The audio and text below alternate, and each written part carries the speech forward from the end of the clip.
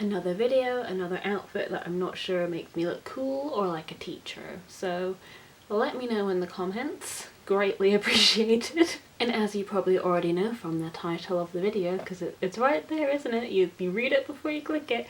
I will be talking about books and movies set in New York. And this video could be hours long of just me talking about New York and how much I love it, because I really do.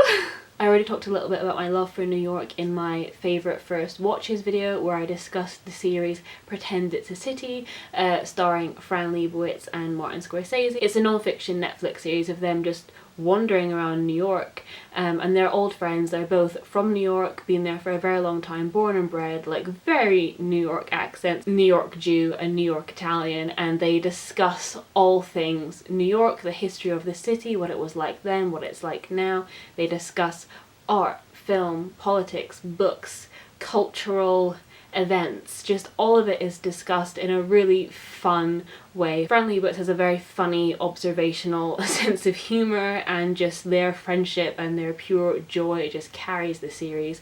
And if you're feeling sad in lockdown about not being able to travel past your front door, this is definitely a series that you can live vicariously through. And if you love New York as much as I do, the whole thing is a dream. I first went to New York in the year 2013. I spent a few days there with my dad before I then went on to get a train to Washington to visit a friend of mine who lives there. And then a couple of months later that year, in October of 2013, I went on a school trip to New York, and I got to experience the city with one of my best friends, B, and it was just such an amazing trip, getting to go to all of the art galleries, getting to wander around the city and just live our Gossip Girl dreams. It just made my heart so happy. B and I have been planning to go back to New York for years. It was meant to be our post-sixth form pre-uni trip, but then B got an injury on her foot, so we couldn't really go, because obviously New York is a city that you should walk around, you need to walk around, and we wanted to really make the most of our time there, so we were like, okay, let's not go this year. And then the year after, we couldn't afford it, like both of us. I couldn't afford it. It's a very expensive place, and it's like, we want to go to New York when we can really make the most of it, where we can buy all the things we want and go to all the places that we want and actually be able to like do it properly. So for years and years we've just been putting it off and putting it off, and then I graduated in 2020, and that was meant to be the we should go when I graduate, because then it'll be like a big celebratory thing, and it gave us time to save up. And then pandemic hit, so for sure, as soon as we can now, we're just gonna go, because I don't care if I'm in New York and broke, at least I'm in New York, you know? So no more excuses. It's gonna be the first place I go after this pandemic. Please. And so the Fran Lebowitz series really got me thinking about other books and films that really transport me to New York. And I'm sure that there are more books on my shelves and more films in my collection that I'm going to talk about that are set in New York, but I've tried to pick out ones where New York is kind of almost a character. It's a little bit cliche, because I know that like Sex and the City fans are like, oh, New York is the fifth character. But New York is such a magical city, and I think the books and films that I've picked out really do lean into that aspect of it, and the city does play quite a heavy part in the mood and tone of the book itself and the film itself. And so if you're a fellow New York fan, carry on watching, essentially. So since the series with Fran Lebowitz and Martin Scorsese really reignited my love for New York, I decided to track down the Fran Lebowitz reader, because her sense of humour is just so fun to read about. She has some really interesting observations, and she's just such a character. Like, you listen to her speak and you could just spend hours in her presence. And I believe this is just a collection of like her various writings over the years. She used to work at Interview for Andy Warhol, and she's written various essays that have appeared serialized in different magazines over the years. I think she's attempted to write several novels, but she always talks about how much she struggles with writer's block and that she can never finish anything, because she has such a love for the written word that nothing she writes feels good enough, which I definitely relate to. But I'm very excited to continue my time with Fran by reading this book. And I don't know if any of these essays are specifically about New York, but I think, you know, from the cover, you know, being a New Yorker is so much a part of her personality that I can't imagine it not bleeding into these essays, and I'm very excited to read this one. The next book that I want to talk about is Princess Diaries by Meg Cabot, which I binge read like either last year, no, it was the year before last year, because I was in the middle of dissertation hell and I wanted something light and entertaining to really make me feel better about life. But Princess Mia is a everyday average teen living in New York City when she gets told that she is a princess. I think everyone my sort of age knows the premise of, you know, these books, and I definitely grew up watching the film. Although the film, they moved the setting to San Francisco, so the film will not give you the New York vibes that you're looking for, but the books definitely will. I loved all the descriptions of all of the fancy hotels that Mia meets her grandmother in, all of the different like cafes and little restaurants that Mia and her friends go to after school, all of her and Michael's little meeting spots. Just gorgeous. I love it.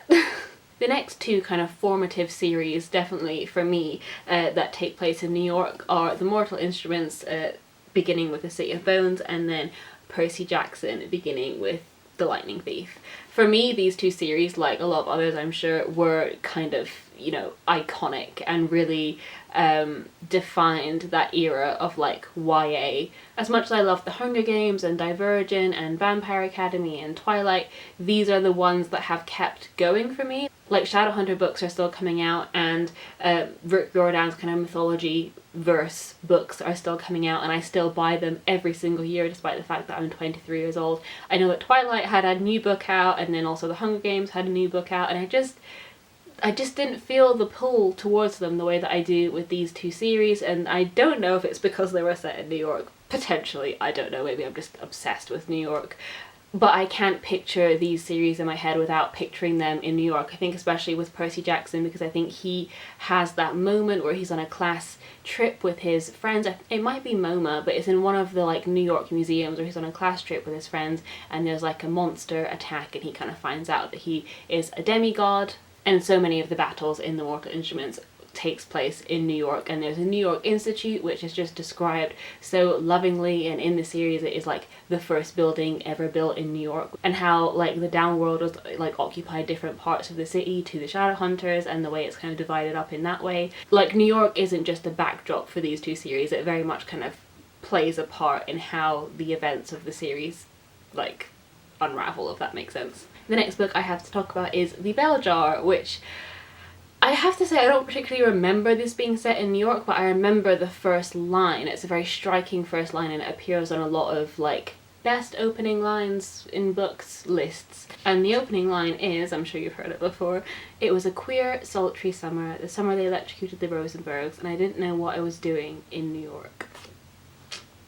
But The Bell Jar is very much a book, like obviously about mental illness. Sylvia Plath struggled a lot with mental health problems in her life, and there's a period of her life where she went missing. I think she had some kind of mental break and she went missing, and her family reported her missing, and then she came back sort of okay but couldn't really remember what had happened to her.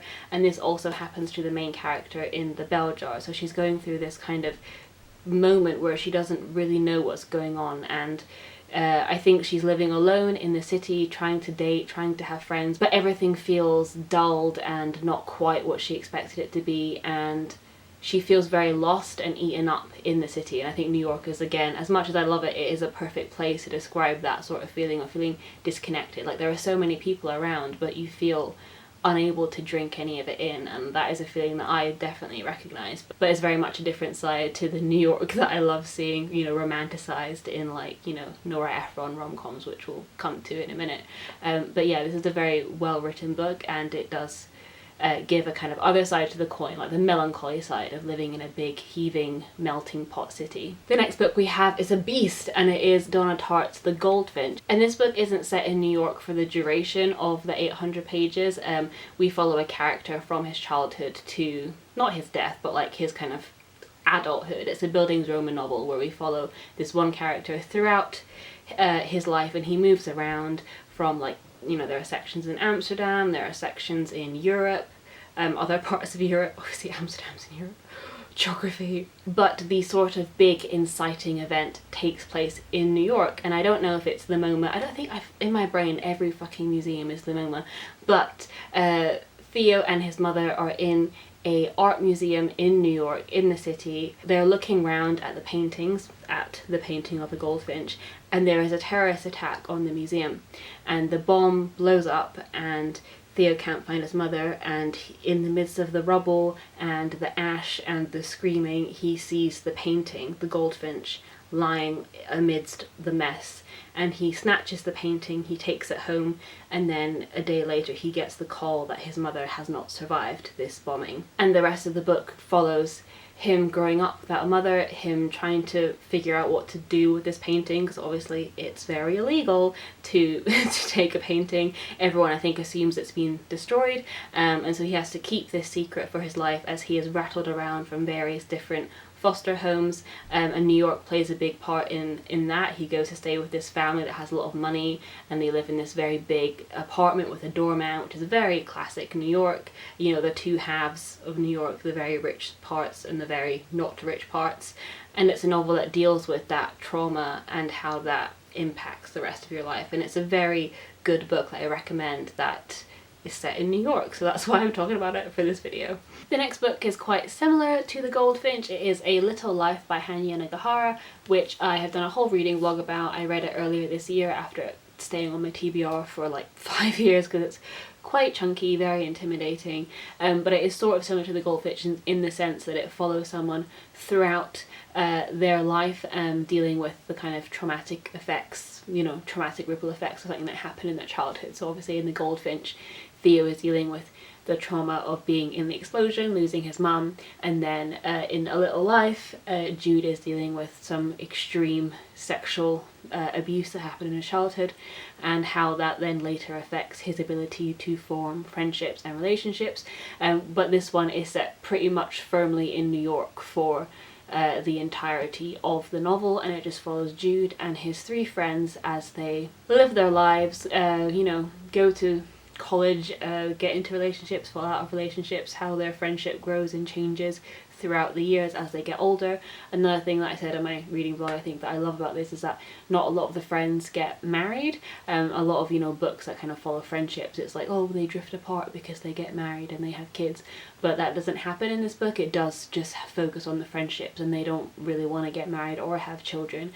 And as someone myself who I don't think I want children in the conventional kind of life goals, essentially, it was very nice to read about you know, how meaningful friendship is, and have that be the forefront of the novel and not like marriage and kids, essentially. This is very much set in New York.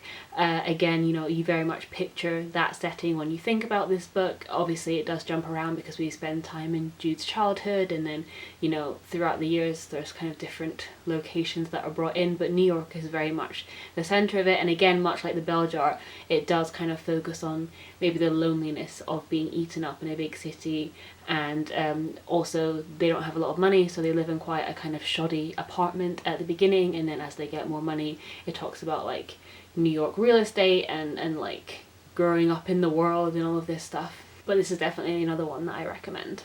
Another recent read is The Invisible Life of Addie LaRue, which again has some other locations in it, but modern day New York is one of them, and that's kind of where the love story element of this story takes place. And again, like I said, you know, the tradition of New York rom-coms, you know, is like a classic trope in cinema, is, you know, falling in love in the big city, and like, you know, in Sex and the City, like you move to the city to fall in love. And it makes sense to me that the romantic plot of Addie LaRue takes place in New York.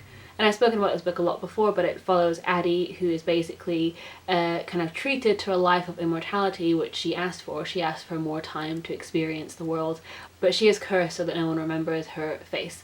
And again, it explores that sort of loneliness of, you know, feeling alone and feeling transient and feeling like a ghost and not being able to put your mark on things and people around you. And a big sprawling city like New York is the perfect sort of place to set the story, but then have that story be turned on its head, and then she eventually falls in love in New York, and I recommend it very much.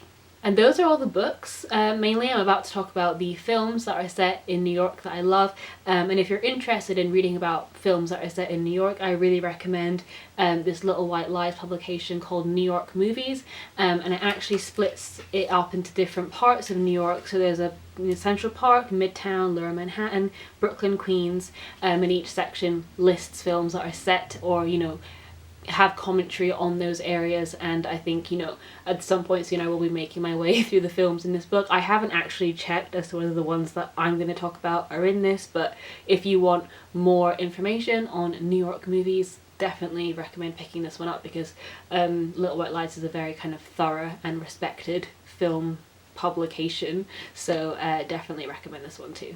So there are several directors who primarily set their movies in New York, and one of the most notable ones is probably Woody Allen, though for obvious reasons people don't really like returning to his work now because of the allegations surrounding Woody Allen about his abuse of women and children in his care. But I think Woody Allen was one of the first people to start making those types of films that were like love letters to New York. Films obviously like Manhattan, Hannah and Her Sisters, Annie Hall. And I'm not a huge fan of Woody Allen movies, but they are an important part of kind of cinema canon, and I think, you know, later filmmakers, for example Nora Ephron, were probably very influenced by Allen's, you know, early films that were set in New York and really depicted the city and young people in the city and how they interacted with the city and each other. So if you're going to seek out Woody Allen's work, I really do think you should do it in a way that doesn't give him money. I mean, my dad has a lot of old Woody Allen DVDs, so I can fairly easily, you know, guilt-free watch those films, but I totally understand if that is not something that you want to be watching, and I have lots of other recommendations for you to check out. Another one being Nora Ephron, so classic rom-coms like When Harry Met Sally. Just looking at the poster, it just gives me all of the vibes. You know, it's not only New York, it's autumn in New York. Oh, amazing. And also You've Got Mail, although that, to me, not a happy rom-com. I had issues with the ending of that one. I just don't think I find Tom Hanks attractive. I don't think he works as the leading romantic lead, but I just don't like the implications of that, because she loses everything, and despite him being in a position to help her, he does not, and it's kind of like, oh well, she has him, therefore she's fine. I'm like, no. But the way that the city is rendered in Nora Ephron's movies is just, it's the life that everyone wants. You know, Nora Ephron's films, much like Woody Allen's, focus on young, attractive people who are from quite privileged backgrounds, who can afford to really take advantage of New York, buying lovely books in lovely bookstores, wandering to the cinema, eating lunch in these amazing restaurants that overlook Central Park and the bridge and all of these amazing, beautiful places. It's very much a fantasy that you want to get swept up in. Scorsese is another director who works a lot in New York and sets his films there, primarily, like I said, because he's from New York, and, you know, he talks a lot about his relationship with New York with Fran Lebowitz in that series I talked about, Pretend It's a City. But movies like Mean Streets, Taxi Driver, Wolf of Wall Street, Goodfellas, and these often focus on like the crime underbelly of New York. So like the Italian Mafia, also in that vein of Coppola's Godfather films. I also really recommend Mary Harron, I think it's Mary Harron, American Psycho, which again is kind of like a darker side of New York, and Patrick Bateman is the psychopath at the centre of the narrative, and he is very vain. There are so many sections of the film where this comes through, and he is very beautiful but sinister on the inside, and I feel like kind of that is mirrored in it being set in New York. It's a very beautiful city, but especially like in the 70s and 80s there was so much crime and horror that went on in the streets of New York. So it's definitely a city and a film that contains multitudes, I would say. Also the new Spider-Man trilogy I fucking love. I love that it's just like a coming of age John Hughes film meets Marvel. I am a bit trash for Marvel, I'm not gonna lie to you. I think Tom Holland is iconic. I also loved Andrew Garfield's Spider-Man, but Peter Parker is just so synonymous with New York. Like, I can't walk around New York without picturing Peter Parker, whatever iteration it is, whoever is playing him, swinging from the buildings. Like, each iteration of Spider-Man has that iconic scene where Peter Parker first learns how to swing from building to building, and you can hear the traffic and the squeal of the New York taxi cabs, and as he's looking out over the bridge and swinging from skyscraper to skyscraper. It's just such a kind of iconic moment. Another personal favourite of mine is The Devil Wears Prada. When I was very young, I really wanted to be a fashion designer. I grew up on a healthy diet of Ugly Betty and The Devil Wears Prada. I used to watch it literally multiple times a day. I wanted to be Anne Hathaway, you know, laden down with bags, battling through the crowds of New York with the newest Harry Potter manuscript under my arm, rushing into the elevator in like 6-inch heels and like arriving breathless in this beautiful office to Meryl Streep and going, I'm here. You know, like, oh, the dream. I love it. Birdman is another one of my personal favourite films that I set in New York. Again, deals a lot with kind of the arts scene in New York, and I just love Michael Keaton playing Birdman, Batman. I just think it's a very interesting kind of introspective film, and I like it a lot. Brooklyn, starring Saoirse Ronan, which deals with her moving from Ireland to New York, and she feels kind of homesick, but it really is a love letter to both Ireland and New York. She really feels torn between these two places, and she falls in love with the cities but also with different men in the different cities, and it's about what it really means to find home and what that looks like, and it's a really beautiful film. And lastly, I want to talk about some TV shows, and there is the one that started it all, Gossip Girl. Gossip Girl has heartbreakingly been taken off of Netflix, but I'm very lucky in the sense that I have the series 1 to 6 box set. It takes up a huge chunk of my DVD shelf. I'm very grateful that I have it. Gossip Girl, I could make a whole video about Gossip Girl. I might actually do that. It's very easy to dismiss Gossip Girl as just shallow teen drama, and a lot of it is, but there are some intertextual references there that I think are really interesting. So when I heard some of the producers and creators talking about the show, they described it as like Gatsby for a modern age, and I totally understand that. And in Gossip Girl itself, there is a moment where the school play is The Age of Innocence by Edith Wharton, and it is these high schoolers, you know, dressing up in these like fancy outfits, and The Age of Innocence is a story about wealth and money and privilege in New York, and these young socialites are the kind of modern version of that. Gossip Girl really capitalized on that era of Paris Hilton being the early influencer and everyone wanting to copy Paris Hilton. So the kind of character of Gossip Girl, of this gossip site following these teens and chronicling their lives, this show very much came out at the beginning of that, and it captured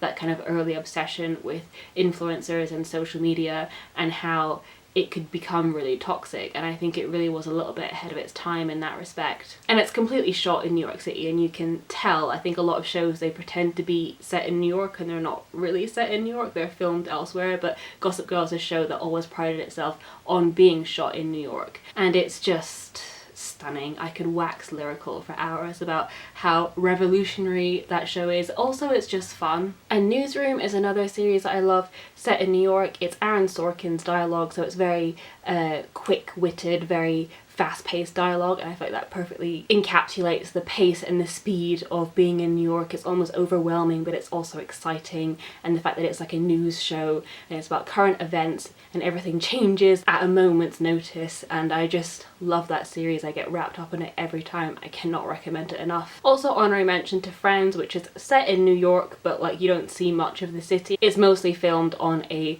studio soundstage, but I love it nonetheless. Just that fantasy of being young and living with your friends in New York is just, it never gets old. It's never lost on me. So those are all my picks. If you couldn't tell, I love New York, so please leave me your suggestions and recommendations for any books or films that are set in New York that I might have missed out in this video. Thanks so much for watching, and I'll see you soon with another video soon. Bye.